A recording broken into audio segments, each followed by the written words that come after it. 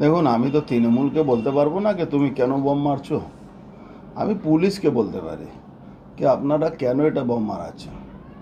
এই বম মারিয়ে সারা জগদ্দল ভাটপাড়া পুরো এই শিল্পাঞ্চলে শুধু ক্যামেরা আছে, আর তারপরে বম মেরে চলে গেছে, এখন পর্যন্ত ধরতে পারেননি।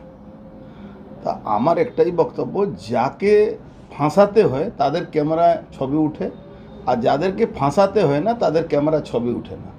তা আমি দয়া করে পুলিশকে রিকোয়েস্ট করব, অনেক খেল খেলেছেন এই ইলেকশন পিরিয়ডে, অনেক লোককে 107 110 কেটেছেন। তা এবার তো ল অ্যান্ড অর্ডার দায়িত্ব আপনার আছে, এই ল অ্যান্ড অর্ডার দায়িত্বটাকে পালন করুন। আর ব্যারাকপুরের ইতিহাসটাকে একটু জেনে নিন। ব্যারাকপুরের ইতিহাস না জেনে যদি এই ধরনের কাজকে প্রশ্রয় দেয় প্রশাসন, আমার মনে হচ্ছে প্রশাসন এটা ভুল পদক্ষেপ নেবে।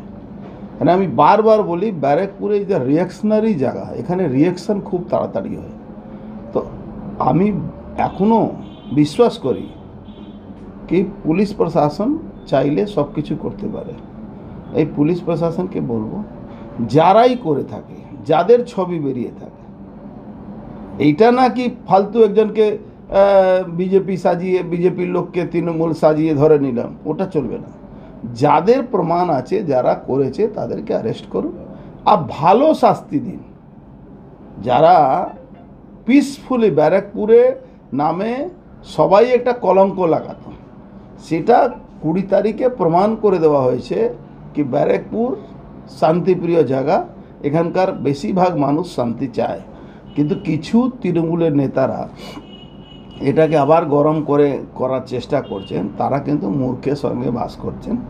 তাদেরকে বলবো এটা ইমিডিয়েট বন্ধ করাতে। এক্সিট পোলের কি রিঅ্যাকশন? দেখুন, এক্সিট পোলের অ্যাকশন তো সারা বাংলায় দেখা যাচ্ছে। তো আমি বলছি, ভোট হয়েছে, আপনি রাজনীতি করুন। 2026-এ আপনার সরকার থাকবে না, এটা সবাই মোটামুটি ঠিক করে নিয়েছে। অনেকে তো বলছিল লক্ষ্মী ভাণ্ডার, অমুক ভাণ্ডার, কি হলো? আপনি লক্ষ্মী ভাণ্ডারে টাকা দিচ্ছেন, 1000 টাকা দিয়ে 700 টাকা নিয়ে নিচ্ছেন। আপনি বাড়ি দিচ্ছেন, কেন্দ্র সরকার টাকা দিচ্ছে, সে বাড়ি টাকা আসছে, সেই টাকাটা আপনি নিয়ে নিচ্ছেন। আর আপনি বলবেন কি আমরা বাড়ি করে দিচ্ছি, আমরা লক্ষ্মী ভাণ্ডার দিচ্ছি, তা আপনাকে লোক ভোট দিয়ে দেবে। লোক অত মূর্খ নই কি আপনার কথা শুনে ভোটটা দেবে।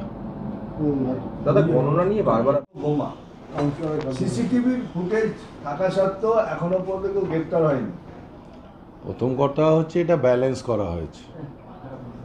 মারা হয়েছিল তৃণমূল কংগ্রেসের পার্টি অফিসের সামনে, আমাদের কাউন্সিলরের সামনে, কিন্তু পরবর্তীকালে ব্যালেন্স করতে যেয়ে আবার একটা ছোট্ট করে বিজেপির, যিনি এখন আমাদের বিজেপিতে আছেন, রিসেন্ট জয়েন করলেন, প্রিয়াঙ্কু পাণ্ডে, তার বাড়ির সামনে একটা বোমা।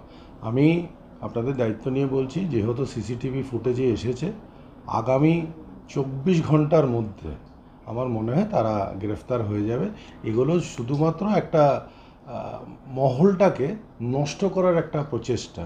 যেহেতু ব্যারাকপুর লোকসভা মানে বোম, গুলি, খুন খারাপ, এরকম একটা রীতি চলে এসেছে দীর্ঘদিন থেকে, সেইটাকে বজায় রাখার কেউ না কেউ চেষ্টা করছে। যেহেতু এইবার ব্যারাকপুর লোকসভার ইলেকশন সবথেকে শান্তিপ্রিয় ইলেকশন হয়েছে, যেখানে একটা চড়থাপ্পড়ও হয়নি।